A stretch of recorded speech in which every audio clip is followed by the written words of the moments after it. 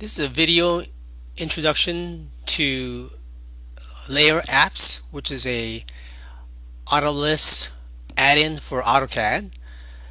When this app has been installed successfully, you will see under AutoCAD's add-ins ribbon a new panel called LayerApps. LayerApps basically is a set of tools to control and change certain layer behaviors. There should be a total of 6 additional new commands and then one additional button for information about the app. These 6 commands can also be seen on a toolbar which floats on the screen, or you could dock it. I'm going to keep it floating here, and I'm going to demonstrate especially the first 3 groups of commands together which relate to the layer name. The next 2 group of commands relate to the status of the layer being on or thawed, and then the last command is about changing of the layer color. So let's start off with these 3 plus symbols, which represents layer add, and we're talking about adding a prefix or a suffix to our layer name. And with all the first 3 commands, new commands, they all have a similar dialog box interface where you have a set of radio buttons on the top. In the middle is a listing of all the current layers in the drawing that are not XREFs, because you cannot rename or change the layer case of the letter case of the XREFs. So those are left out, but these are just the non-XREF layers. And then a set of buttons at the bottom. So let me demonstrate the DDLyrAdd command. Basically allows me to add a prefix, and in this case I'm going to add an A01 prefix dash, and then I'm going to add a suffix called bold. And suffix means the end of the layer name, prefix means the beginning of the layer name. And I'm going to now rename the layer, these layer names with the prefix A1 dash. So I'm going to select all the 1 dash layers, just because those are the ones that are renamed. And this is just a preview. The layers have not been renamed yet until I click the OK or the Apply button. So I could continue to do more renaming.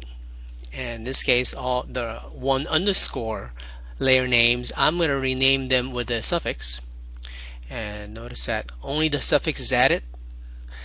And let's say I change my mind. I wanted both the prefix and the suffix in these layer names. I've highlighted, so I click both, and right away you see that both have been renamed, again with a prefix and a suffix. Click Apply, and when I click Apply, basically it allows the renaming of the layers to occur, and then when those operations are done on those layers, the dialog box will reappear for me to see the results. And notice that all the layers I've done have been highlighted, and this layer name box is sorted alphabetically, so whatever is the numbers will occur at the top and alphabets will occur at the bottom. And now let's say that I want to rename the $2 and add a A2 dash in front of that as a prefix. And notice that right away, though, that's been completed. It looks like, oh, I actually changed my mind. I'm going to go back to the list that I had before. So I click the reset button, and that will give me the list I had before. And then now I say, well, I really want to do not just the prefix but the suffix. And oh, I changed my mind again. I want the prefix, suffix, or both. And notice that again, nothing's been done yet. This is just an operation showing you a preview of what actually could happen. And I could continue with the 2 dashes and rename all those with, let's say I want to do a 2x, and these will be extra bold for the suffix, just because I want to have a suffix. So I want to have both. And again, so I've now done 2 operations, and then I'm going to click Apply. Now both those operations will occur, and once it's completed, the same dialog box will reappear with those layers highlighted with the changes. Okay, cancel out of that command. The next command, DDLyrCS or case, and that allows me to change the layer name's case. And I'm going to demonstrate to you how to use these buttons down here, and I can select all, and I'm going to select all because I really want them all to be uppercase.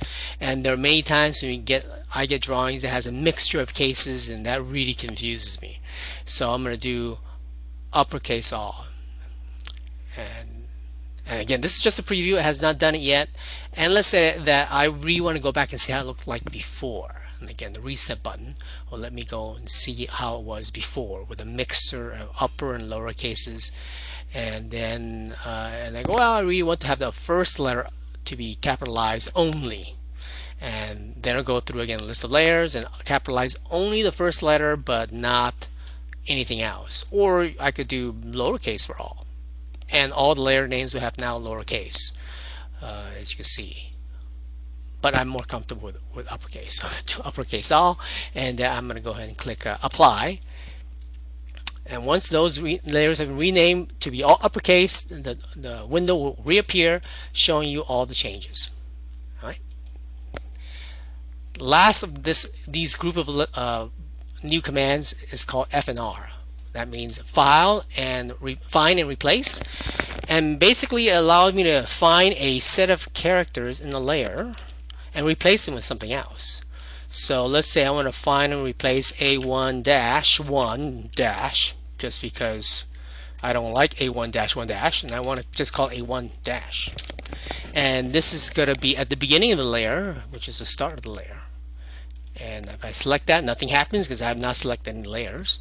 So I'm going to go ahead and select beyond just A1- and see what happens. And notice that it only changed the ones it found. Anything that did not find, it just left alone.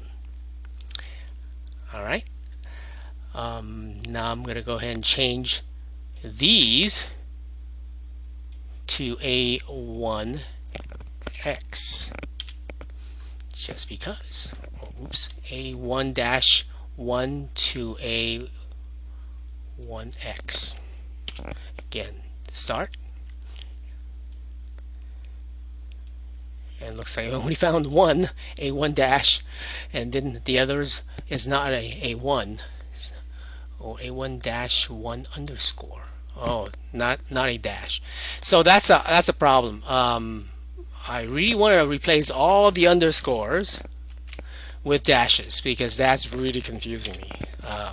Select all and then do all. And all means it will search the entire layer name and find all underscores and replace them with dashes, which is really what I want because that was really confusing to me. So now notice that they're all been replaced with dashes. Likewise, dollar symbols, what are those? But again, that's a separate set of operations. I'm going to go ahead and apply these operations first because I selected all the layers.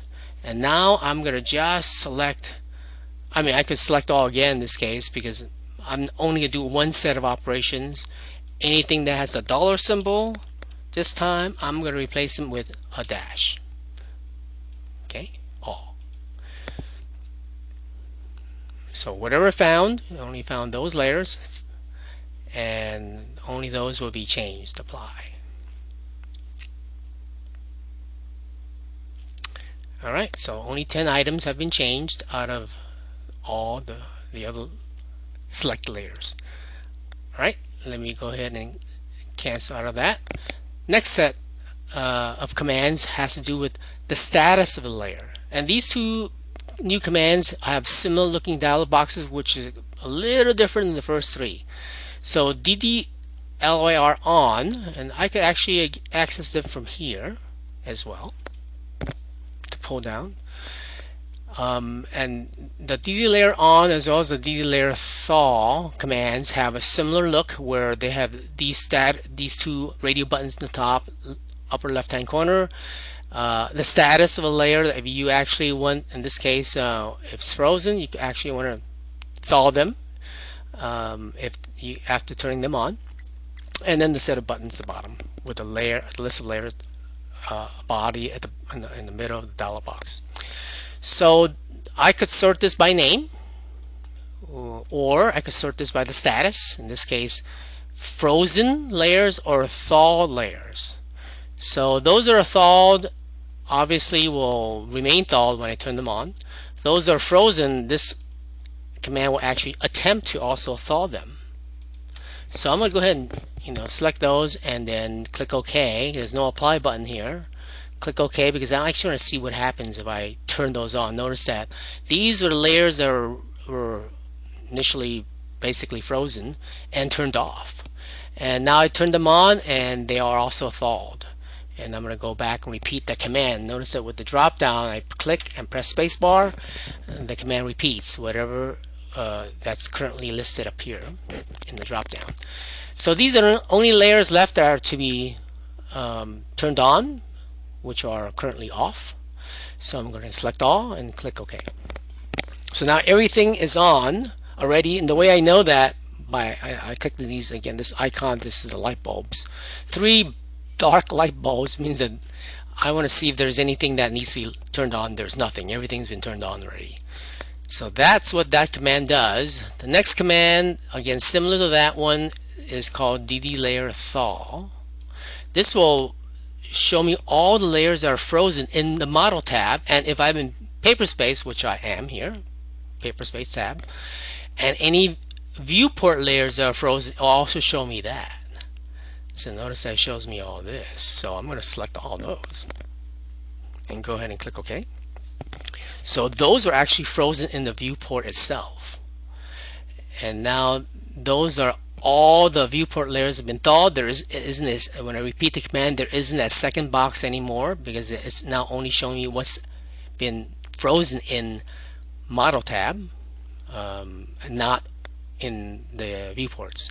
So again, I could sort that by status. In this case, they're all on, so there's no need to sort the status. It's just sorted by name. Select all and go ahead and thaw all those layers. And notice now everything is, you see a lot more now in the floor plan. This floor plan actually is from an example, a sample from AutoCAD, and I basically flipped it so that there's mirrored two of them to kind of demonstrate to you how the LayerApps command works with all these layer names. The last new command is called DDLyrVpC,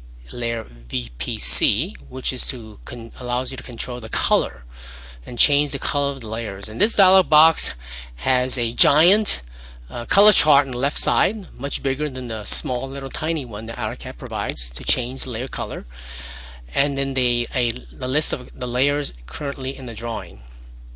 And I'm going to go in detail what is in the color chart as well as in the layer list. In the color chart in the very top, I basically grouped the colors into 6 different sets. And what I'm saying is that there's actually, in this set of 255 colors AutoCAD provides, in this index there is a group of colors that are cyan, a group of colors that are yellow tone, a group of colors that are magenta, another group that's green, another group that's red, another group that's blue. And these numbers here I've already selected beforehand that actually will look pretty good, pretty bright on the screen. If you want anything that's kind of bold or extra bold, in this case you would use any of these cyan looking color tones. So this way visually in the screen, anything that's kind of magenta, you say, oh, that's will be then a wide weight, pen weight, black ink pen weight color. So these numbers are all chosen from this top palette. That leaves everything in the bottom palette for color tone itself. And then lastly, there's a set of gray tones from very dark to very white. Okay, and then there are these toggles at the bottom. If there is an XREF that's been referenced in with a layer color that's been changed, this then would be enabled for you to change it back to the original XREF color, layer color. If there are any viewport colors that's been changed, in this case there isn't, that's why this is disabled. but this will give you the ability to again remove the override and change it back to the way it was. And then these two are to change the layer color itself or the viewport color that will allow for cause the override to occur. All right. So, and of course, lastly, the color swatch itself. Choosing any of these will change the color swatch. You can also type in for the first 7 standard colors the names and press enter and then respond to what that is, or type in this case like 2 for yellow. You want to the numbers, which is reflected up here in the chart itself. So if you're confused, not sure what each number represents, what color, that's how you would know by looking at that. And I'll go over a little more about how these grouping of colors work with plotting in a little bit, but let me carry on with the layer listing window here on the right side. And here there are 3 columns. The first column is all the current layer color. Second column, if you're in paper space, will only show up if you're in paper space the viewport color number. And then lastly is the layer name itself. Now this layer name actually, if you have it long, even up to 120 characters, the window will expand to accommodate, and of course anything beyond that will just roll off the window. But it's at least help you to be able to accommodate and see something longer if you have a layer name or layer names that are longer. And then these buttons, the bottom, to select all, clear all, and I'll go over the change command and what this is. So let's go ahead and start how to use this dialog box. I'm going to actually say I want to see all the XREF color, XREF layers, and then I'm going to sort those XREF layers by color. And notice that anything with a dash in front of the color number represents an override. In this case, these XREFs have a layer color override. Actually, when I attached the XREF, I said I really want these layers to have a 254, 255 color, so a very light tone, so I could barely see them. Now I want to remove them. I want to bring it back to the way it was, and this is what the override command, remove XREF color override, represents. And here I could click change. And the change, again, it's like a preview, which allows you to see what happened when I changed it. It actually shows you the original color of these layers were and will become once you remove the override. And let's say I want to continue. I want to apply an override to these layers and not those. I go, well, I want to now color 8. I actually want to change and create an override and change. And let's say I'm done. So I should now see something similar to that when I click apply, and the window reappears after making those changes. And notice that it made changes to 8 layers, and I could go back to the way they were by doing undo back. Click OK, and it also removed those colors with overrides, so it's a separate operation. Click OK, and once completed, it will highlight all the layers which I made changes to, and notice the ones that had overrides are now gone. The ones that didn't have overrides have overrides. I go, wow, I changed my mind. I really want to remove all overrides. So I click this, and I could click the apply button this time because I only have one operation, and click OK. And now there should not be any XREF layer color overrides, which means this toggle is going to be disabled, which is because there's no more overrides. Alright, now after changing XREF layers, I really want to see anything that's not an XREF. I don't only want to see those layers, and I want to sort it by viewport color because I want to change something in the viewport layer color itself. So I could change this viewport layer color by clicking on that, unchecking this because I'm not going to change layer color. I want the viewport color to be different than the layer color. And in this case, instead of 1, which is a fine weight, now I want to change it to be very wide, much wider in pen weight. Click change. And anything that's 2, I really want to change that to green. Let's say change. So you should now, again, this is a preview. You should now see when I click apply, those changes exactly like that. So apply. Made changes to 12 layers. Click OK. And when the window reappears, it shows these 12 layers again highlighted with those color changes. All right, and as I mentioned earlier, if you prefer to use these color numbers as a guide, I provided CTB files that work with these color assignments.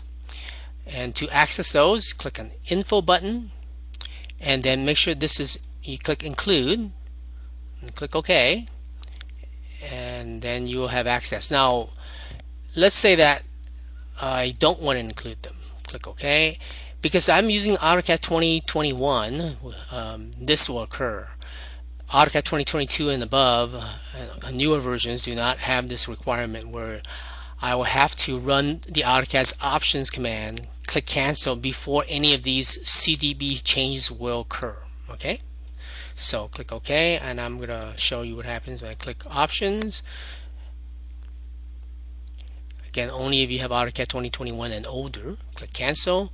Then the changes I made in the plot window where the CTB files are listed will occur. See, I unchecked, and now there's nothing listed. I'm going to go back and say I really want to use those CTB files for the Layers app. So go back to this command, which is the Info button, where the Include CTB Files toggles position.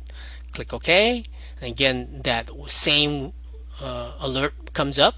So I'm going to go ahead and, just to prove it that nothing has changed yet, go back to the plot window before I do anything else. Under the pen assignments drop down, nothing has changed. There's no additional CTB files added because I have to, or close AutoCAD, but I don't want to do that. Click options, so run options, click cancel. Now if I go back to the plot window, those CTB files will magically appear just because I went through that sequence command. So LayerApps, so a number of CTB files based on plot scale. So if you use those color number assignments, you can select any of these CTB files and you'll get the pen weights that are assigned based on from extra bold to extra fine. All right, that completes the LayerApps tutorial. If you have any questions, you can contact me via this email address. Thank you.